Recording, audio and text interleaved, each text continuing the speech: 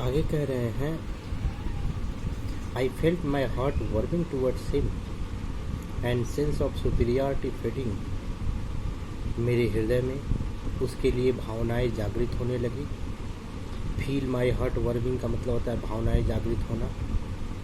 तो मेरे हृदय में उसके प्रति भावनाएं जागृत होने लगी। And sense of superiority fading, और सर्वोच्चता की भावना क्या होने लगी? समाप्त होने लगी। How could I feel superior to a creature who was so manifestly my master in only one competition in which we had ever engaged? कह रहे हैं क्या, how could I feel superior, मैं भला कैसे सुपीरियर महान समझूं, और भी किससे? टू अ क्रिएचर, उस प्राणी से। मैं खुद को उस प्राणी से कैसे महान समझूं?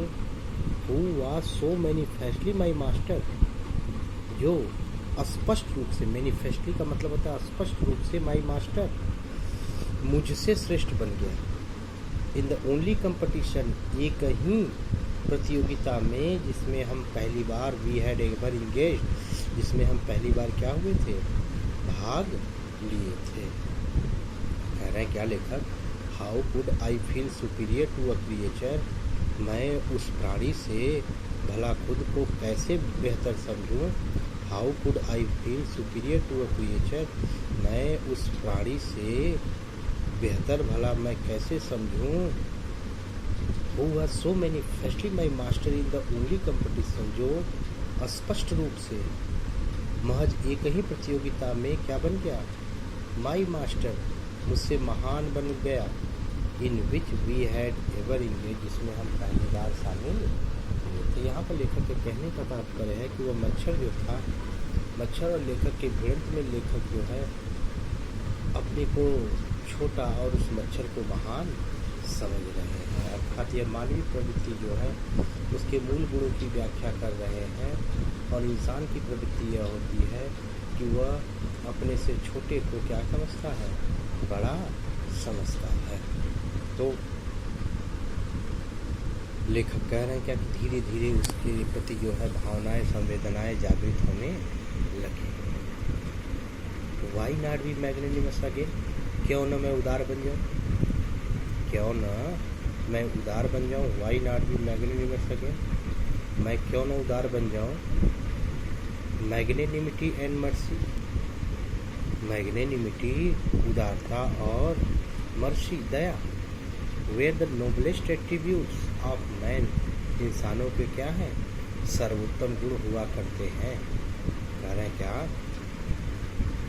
मैग्नेनिमिटी एंड मर्सी, दया और उदारता। कह रहे हैं क्या, मैग्नेनिमिटी उदारता और दया, where the noblest attributes of man, इंसानों के सबसे अच्छे गुण होते हैं। In the exercise of these high qualities, इन उच्च गुणों को क्या करके, एक्सरसाइज व्यवहार में ला करके, I could recover my prestige, मैं अपने प्रेस्टीज आत्मसम्मान को क्या कर सकता हूँ? कुड रिकवर, पुनः हासिल कर सकता हूँ। तो कह रहा क्या, in the exercise of these high qualities, इन उच्च गुणों को क्या करके, व्यवहार में ला करके, I could recover my prestige, मैं अपने स्वाभिमान को, आत्मसम्मान को क्या कर सकता हूँ? रिकवर, पुनः हासिल कर सकता हूँ। एट प्रेजेंट, वर्तमान समय में, I was a ridiculous figure, मैं एक हास्यास्पद वस्तु हूँ। At present I was a ridiculous figure, वर्तमान समय में मैं एक, एट प्रेजेंट इस समय तो मैं एक हास्यास्पद वस्तु हूँ। रिडिकुलस फिगर, हास्यास्पद वस्तु हूँ।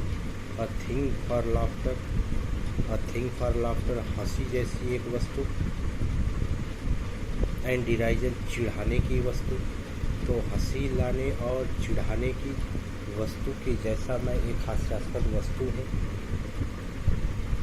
कह रहे हैं क्या कि एट प्रेजेंट, वर्तमान समय में, I was a ridiculous figure, मैं एक हास्यास्पद वस्तु हूँ।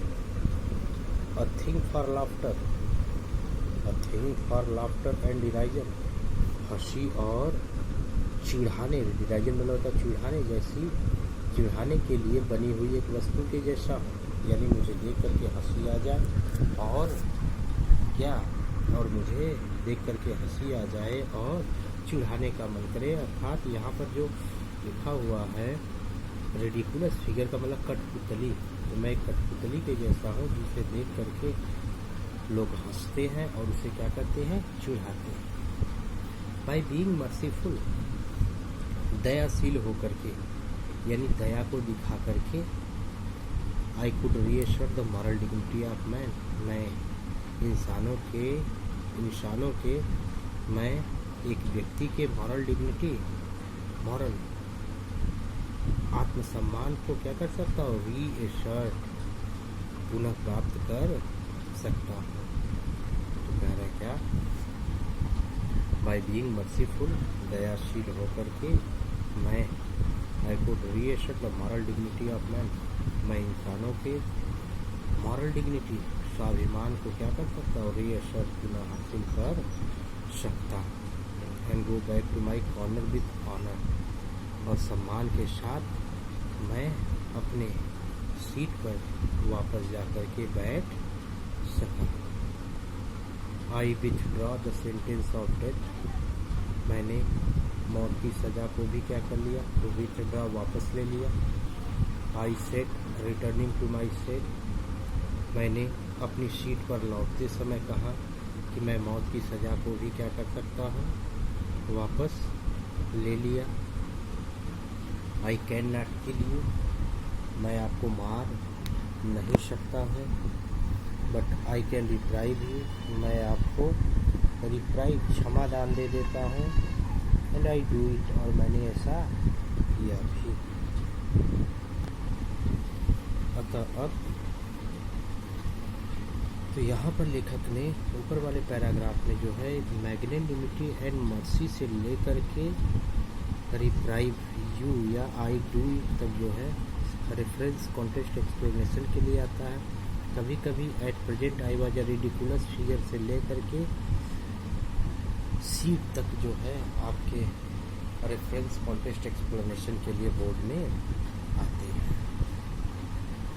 अब आई टुक अप माई पेपर, मैंने अपना अखबार पुनः क्या किया, फिर से लिया। And he came and sat on it, मैं अपना अखबार उठा करके पढ़ने लगा और he came and sat on it, और वह आ करके उस पर क्या किया, बैठ गया। जब बैठ गया तो कह रहे क्या, फुलिश फेलो आई सेड, मैंने बोला मूर्ख प्राणी, मूर्ख साथी। You have delivered yourself into my hand, तुमने तो खुद को मेरे हाथों में क्या कर दिया है, सौंप दिया है। You have delivered yourself into my hand, आपने खुद को मेरे हाथों में क्या कर दिया है, सौंप दिया है। और सौंप दिया है तो I have but to give this respectable weekly organ of opinion a smack on the both the covers, and you are a corpus neatly sandwiched between an article on peace and another on the modesty of Mr. Hughes। कह रहे क्या कि I have but to give, मुझे महज give this respectable weekly organ of opinion, इस प्रसिद्ध साप्ताहिक अखबार के, कह रहे क्या, मुझे इस प्रसिद्ध साप्ताहिक अखबार के दोनों पृष्ठों को स्मैक धीरे से क्या कर देना है, दबा देना है। कह रहे क्या, I have but to give this respectable का मतलब प्रसिद्ध, वीकली ऑर्गन ऑफ ओपिनियन का मतलब साप्ताहिक अखबार, स्मैक का मतलब होता है दबाना, वो अखबार से दोनों पृष्ठों को मुझे महज इस प्रसिद्ध साप्ताहिक अखबार के दोनों पृष्ठों को धीरे से क्या करना है, दबा देना है। And you are a corpse, और तुम क्या हो जाओगे, लाश बन जाओगे। Neatly sandwich between an article on peace trap and another on the modesty of Mr huge.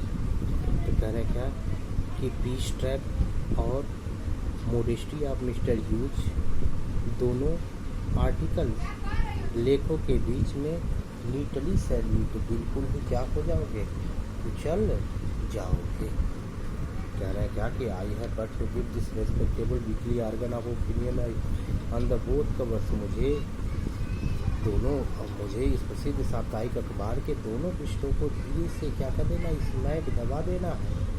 और यू आर अ कार्पस, और तुम कार्पस में, और तुम कुचल जाओगे, तुम लाश बन जाओगे। Neatly sandwich between an article का मतलब होता है लेक ऑन द पीस ट्रैप, यानी दो कवर्स हैं, एक यह और एक यह और एक यह।